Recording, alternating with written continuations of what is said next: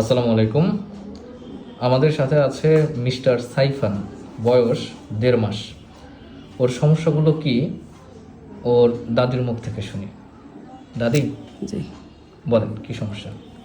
ওর সর্দি নাকের ভিতরে ঘর ঘর করে, ঘন ঘন দুধ উঠায় আর কান্না করে সব সময়। আচ্ছা, ঠিক আছে।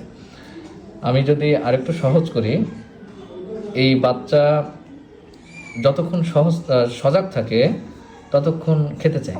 হ্যাঁ আচ্ছা, বাচ্চা খেয়ে খেয়ে সহ্য করতে না পেরে দুধ তুলে দেয়। হ্যাঁ দুধ তোলার পরে বাচ্চার নাকে একটা ঘর ঘর শব্দ হয়। হ্যাঁ আচ্ছা, সন্ধ্যার পরে বাচ্চা বেশি জ্বালা যন্ত্রণা করে, হ্যাঁ মোচড়ামুচড়ি করে, হ্যাঁ কান্নাকাটি করে। হ্যাঁ আচ্ছা, ঠিক আছে। এই যে প্রবলেমটা, এইটা হচ্ছে ইনফ্যান্টাইল কলিক। এইটা মোটামুটি সব বাচ্চাদের ক্ষেত্রেই কমন, কারো ক্ষেত্রে একটু বেশি হয়, কারো ক্ষেত্রে একটু কম হয়। এইটা খুবই স্বাভাবিক একটা অবস্থা।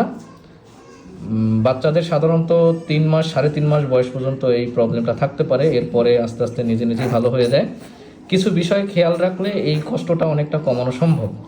যেসব বাচ্চারা এরকম জেদ করে, কান্নাকাটি করে, তখন আমাদের উচিত যে বাচ্চাকে একটু নরম পাতলা কাপড় পরানো, কারণ তখন কিন্তু বাচ্চারা ঘেমে যেতে পারে, ঘেমে গিয়ে ঠান্ডা লাগতে পারে। 2 নম্বর বিষয় হচ্ছে, বাচ্চারা যখন খাওয়ার জন্য জেদ করে কিন্তু বুঝতে পারবেন আপনি যে ওর পেটে আর জায়গা নেই, তখন ওকে ঠান্ডা করার জন্য তাৎক্ষণিকভাবে দুধ না দিয়ে একটু কাঁধে নিয়ে হাঁটবেন, একটু বার্পিং করবেন। এতে করে বাচ্চার কান্নাকাটি কিছুটা কমবে এবং বাচ্চা কিছুটা আরাম পাবে। আর একটা ভুল আমরা যেটা ম্যাক্সিমাম ক্ষেত্রে করি, যে বাচ্চা খাওয়ানোর সাথে সাথে আমরা শোয়াই দিই। হ্যাঁ, শোয়ানোরও একটা নিয়ম আছে, এটা আমি পরবর্তীতে দেখাই দেবো। খাওয়ানোর সাথে সাথে শোয়াবেন না, বাচ্চাকে কাঁধে নিয়ে একটু হাঁটা চলা করবেন, বার্পিং করবেন। বাচ্চার মায়েরও কিছু নিয়মকানুন মানলে বাচ্চার এই কষ্ট কিছুটা কমে। যেমন যেসব খাবারগুলোতে মায়ের গ্যাস হয়, এই সব খাবারগুলোতে বাচ্চারও গ্যাস হতে পারে। আমরা জানি ইনফ্যান্টাইল কলিকটা আসলে গ্যাসের কারণেই কিন্তু বাচ্চাদের হয়ে থাকে। সেক্ষেত্রে ফুলকপি, বাঁধাকপি, ব্রোকলি, মূলা, এই খাবারগুলো যদি বাচ্চার মা খায়, তাহলে বাচ্চার মায়ের গ্যাসের কারণে বাচ্চারও গ্যাস তৈরি হতে পারে এবং বাচ্চার কষ্টটা বেড়ে যেতে পারে। এছাড়া দুগ্ধ জাতীয় খাবার এবং ডাল জাতীয় খাবার বাচ্চার মায়ের অতিরিক্ত গ্যাস তৈরি করতে পারে।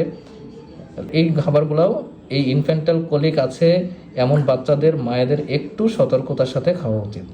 ইনফ্যান্টাইল কলিক নিয়ে ভয়ের কোনো কারণ নাই। বারবার দুধ তোলাটা কিন্তু একটু খারাপ। অনেক সময় আমরা দুধ তুললে নাকটা ঠিকমতো পরিষ্কার করতে পারি না, এটার কারণে নাকের ভিতরটা শব্দ হয়। আর যদি কপাল খারাপ থাকে, অনেক সময় অ্যাসপিরেশন হয়ে যেতে পারে বারবার দুধ তোলার কারণে। সেক্ষেত্রে একটু সতর্ক থাকতে হবে। ইনফ্যান্টাইল কলিক নিয়ে কোনো ভয় নেই। সবাই ভালো থাকবেন। আসসালামু আলাইকুম।